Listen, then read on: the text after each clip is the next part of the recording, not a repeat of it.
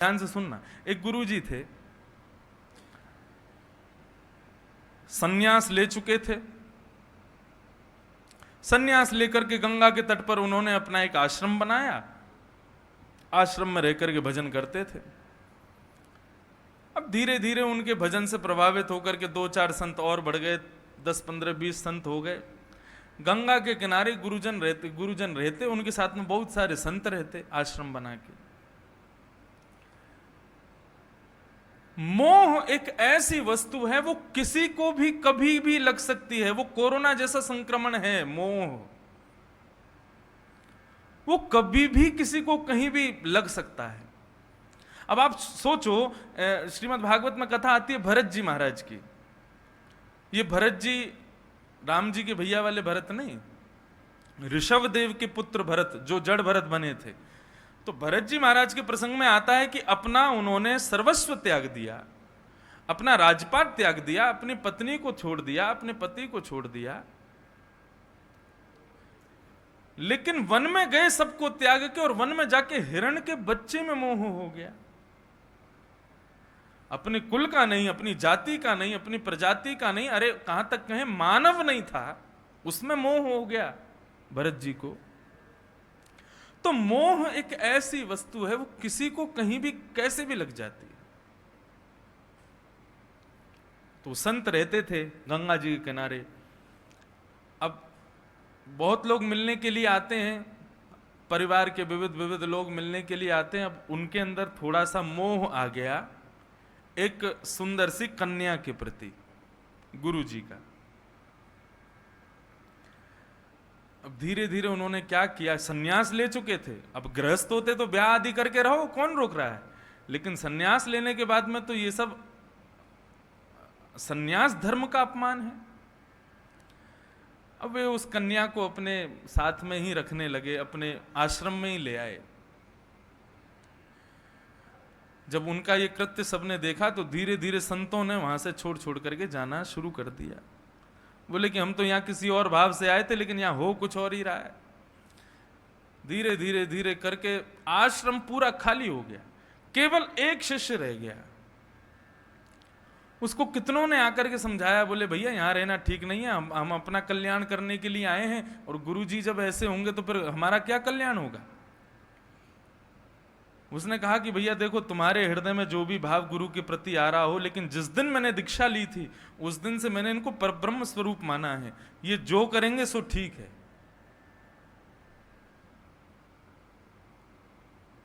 कई संतों ने कहा, बोले तुम्हारी मंद बुद्धि है, बाल बुद्धि है तुम्हारी।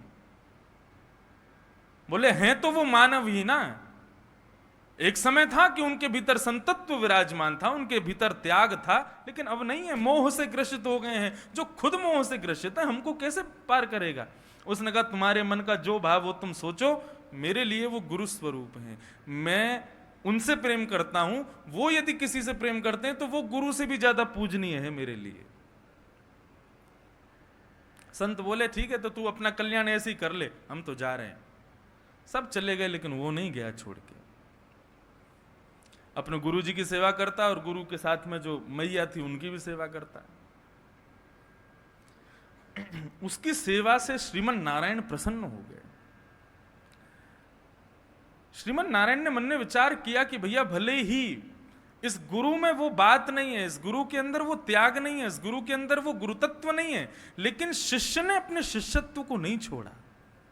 ये एक विशेष बात है। गुरु भले ही अपने पद से पदभ्रष्ट हो गया है, लेकिन शिष्य ने अपना पदभ्रष्ट होना, वो अपने पद से भ्रष्ट नहीं हुआ। लक्ष्मी जी ने प्रश्न कर दिया, आप कैसे कह सकते हैं।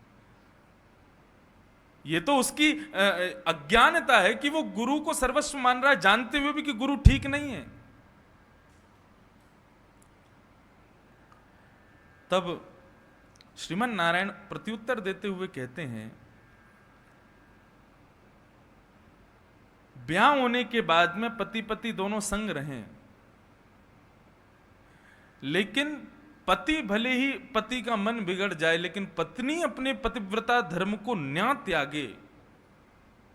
ये पत्नी का दायित्व है कि नहीं। पति बिगड़ गया तो क्या पत्नी को भी बिगड़ जाना चाहिए, या पत्नी बिगड़ गई तो क्या पति को भी बिगड़ना चाहिए। किसी एक को तो अपने धर्म का निर्वहन करना चाहिए।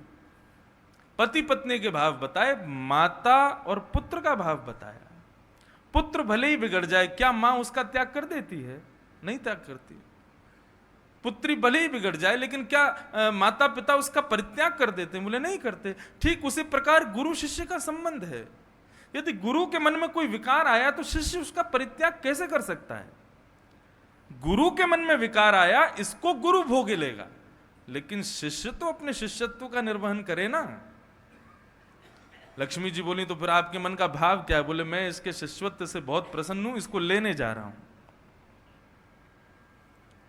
और गरुण जी पर आरूढ़ होकर के भगवान श्रीमन नारायण गंगा के तट पर उस आश्रम में प्रकट हो गए। अर्धरात्रि का समय, शिष्य बाहर खटिया डाल के सो रहा था। उसने देखा बड़ा विचित्र प्रकाश है, तभी देखता है तो शंख चक्र गदा पद्मधारी श्रीमन नारायण भगवान गरुण पर आरूढ़ होकर के पधारे।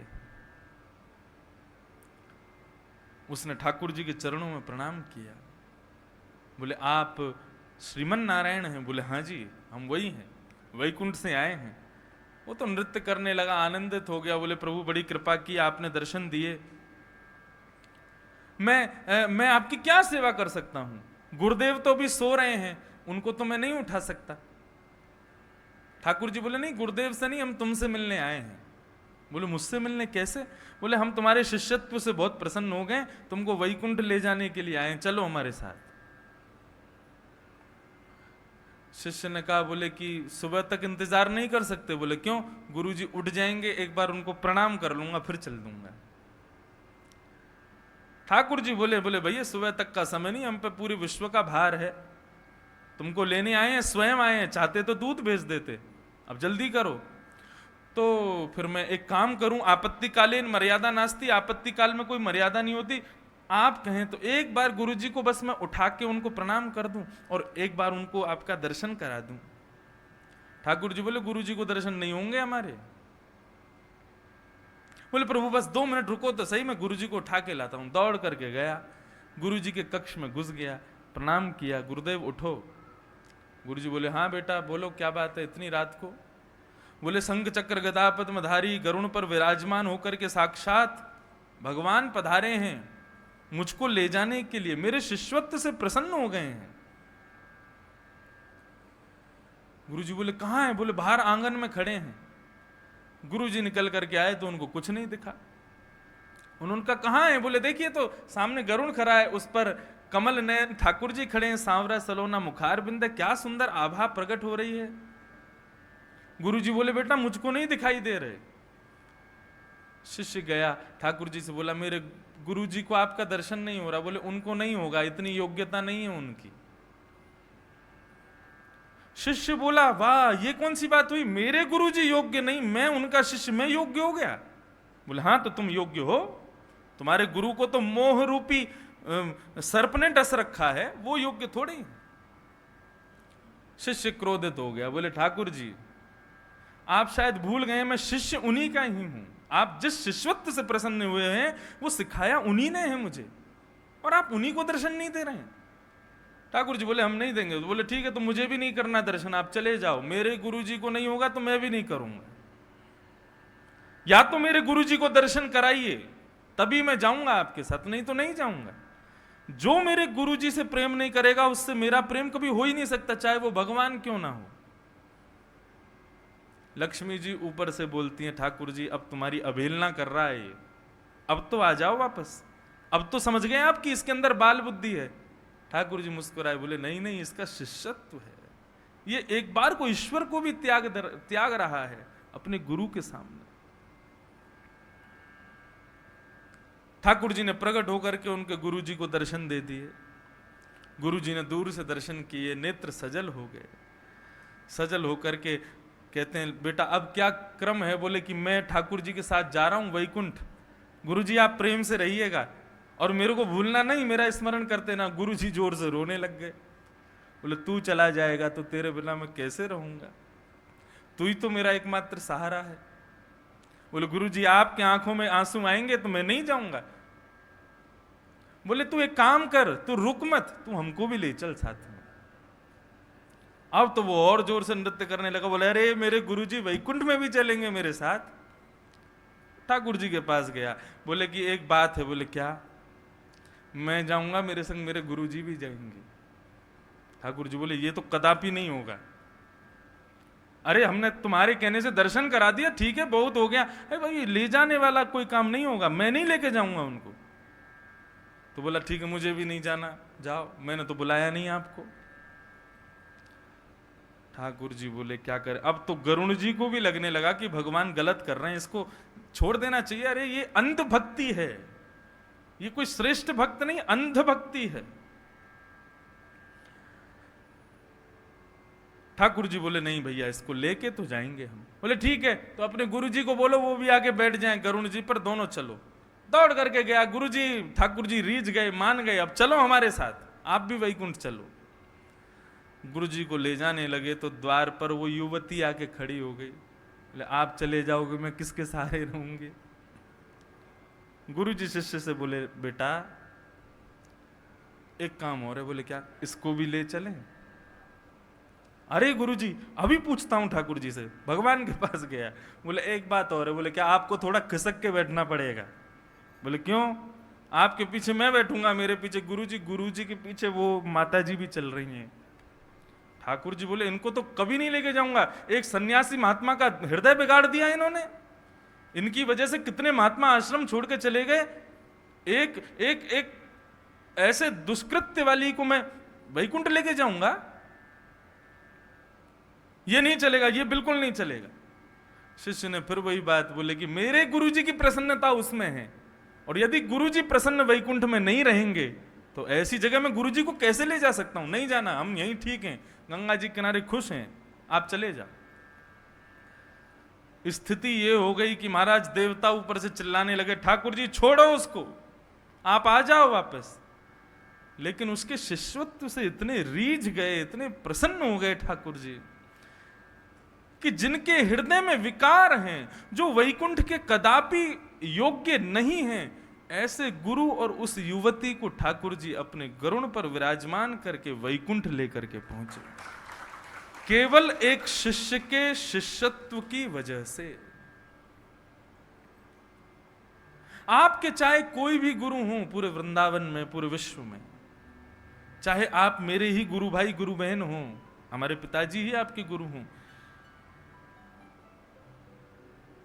गुरु किसी शरीर को मत समझिए, क्योंकि शरीर को समझेंगे तो कभी भगवान ना करे यदि पदभ्रष्ट हो गया तो आपके हृदय को ठेस पहुंचेगी।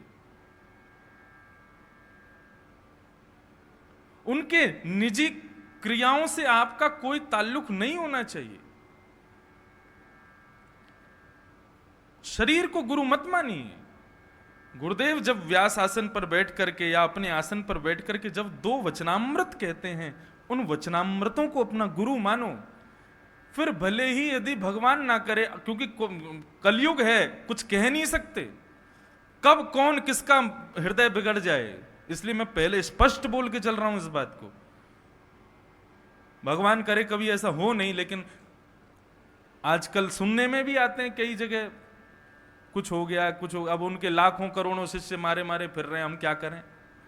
यहां पे भी आते हैं, बोले हमने पहले दीक्षा ले रखी फिर से ले लें, तो पता चल जाता है कि तुम्हारे भीतर पहले वाले गुरु के प्रति श्रद्धा थी ही नहीं। एक बार को वो पदभ्रष्ट भी हो जाएं, भगवान ना करे कभी ऐसा हो, लेकिन आपके हृदय को ठेस नहीं पहुंचेगी। क्यों? यदि आपने उनके वचनामृतों को गुरु माना है। आज भले ही तुलसीदास जी नहीं है, आज भले ही श्री वेदव्यास जी नहीं है, हम तुलसीदास जी नहीं है, वेदव्यास जी नहीं है, ऐसा स्वीकार नहीं कर सकते। आप पिछले 8 दिनों से किसको सुन रहे हैं? आप इंद्रेश को नहीं सुन रहे, आप ठाकुर जी को नहीं सुन रहे, आप वेदव्यास को सुन रहे हैं, आप राम कथा के माध्यम से किसी वक्ता को नहीं सुन रहे, आप साक्षात तुलसीदास को सुन रहे हैं। वे भले ही सशरीर विद्यमान नहीं है, लेकिन अपनी वाणी से करोड़ों लोगों के जीवन को परिवर्तित कर रहे हैं। तो सबसे पहली बात, अपने गुरु के प्रति भगवत भाव रखो। दूसरी बात, गुरु के प्रति जिज्ञासा। तीसरी बात, गुरु की क्रियाओं पर धैर्य धारण करो, जल्दीबाजी मत करो। गुरु कह दें दिल्ली चले जाओ तो दिल्ली चले जाओ, ये मत पूछो कि दिल्ली जाके करना क्या है, वहां होगा क्या, वहां कर। गुरुजी ने कह दिया जाओ तो जाओ। परम पूजनीय प्रातः स्मरणीय श्री रमन रीति वाले महाराज जी के मुख से एक दृष्टांत मैंने सुना था इसी विषय को लेके। एक बालक घूमता हुआ जा रहा था तो एक नगर का बहुत बड़ा करोड़पति सेठ अपने बेटे को डांटते हुए कह रहा था कि अरे तेरी जगह कोई गधा होता ना तो मरे हुए चूहे से भी पैसे कमा लेता। उस बालक ने उस सेठ की बात सुनी, कहा कि इतना बड़ा सेठ करोड़पति आदमी और कह रहा है मरे हुए चूहे से भी धन कमाया जा सकता है, इनकी बात में कुछ तो दम होगा। उसने विचार नहीं किया। उसको मार्ग में कहीं कोई मरा हुआ चूहा मिल गया, उसने उठा लिया, बोले गुरुजी ने कहा इससे धन मिलेगा तो मिलेगा। वो लेकर के आगे चलने लगा तो आगे एक दूसरे सेठ जी आ रहे थे। उनकी बेटी के हाथ में बिल्ली थी, बिल्ली भूखी थी, बेटी उतावली हो रही थी, मेरी बिल्ली भूखी है, इसको कुछ चाहिए खाने को।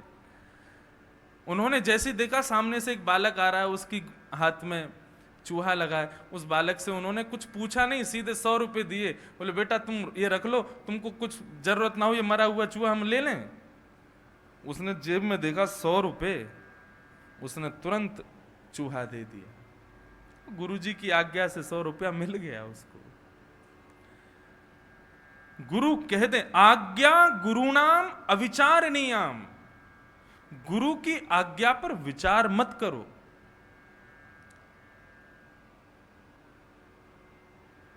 आज्ञा गुरुणाम अविचारणीयाम। मैंने कितनी बार अनुभव किया है, पूज्य पिताजी महाराज जब भी मैं कहीं जा रहा हूं सफर पे और उनको अगर प्रणाम करने गया और उन्होंने यूं कह दिया फ्लाइट छूट जाएगी, मैं भले ही 5 घंटे पहले एयरपोर्ट पहुंच जाऊं या मैं खूब व्यवस्था करके निकलूं कि मैं दिल्ली जल्दी पहुंच जाऊंगा, मेरी फ्लाइट छूट ही जाती है। इसलिए मैं पहले प्रणाम बाद में करता हूं। अब पहले मैं, आप कुछ बोलना नहीं, मैं प्रणाम करने आ रहा हूं, जा रहा हूं कहीं पे। अब ये सोचो यहां से मथुरा 6-7 किलोमीटर, रेलवे स्टेशन ज्यादा से ज्यादा 10-12 किलोमीटर, पहुंचने में कितनी देर लगती है? 15 मिनट लगता है। 1 घंटा पहले ट्रेन से निकला घर से, प्रणाम किया, बोले ट्रेन तो छूटेगी। मैंने कहा पिताजी अभी 1 घंटा है ट्रेन में, छूट जाएगी। वो ऐसे ही बोल देते हैं विनोद में। और रास्ते में ना जाने कैसे कोई काम आ जाएंगे, कहीं पानी भरा मिल जाएगा, कहीं बस टकरा जाएंगी, कहीं कुछ हो जाएगा, ट्रेन छूटे ही जाती है। इसलिए अब मैं जाता हूं तो पहले ही प्रणाम करने से पहले मैंने, आप कुछ बोलना नहीं, बस आशीर्वाद देना, क्यों आप जो बोल देते हो वो होता ही है, वो होगा ही।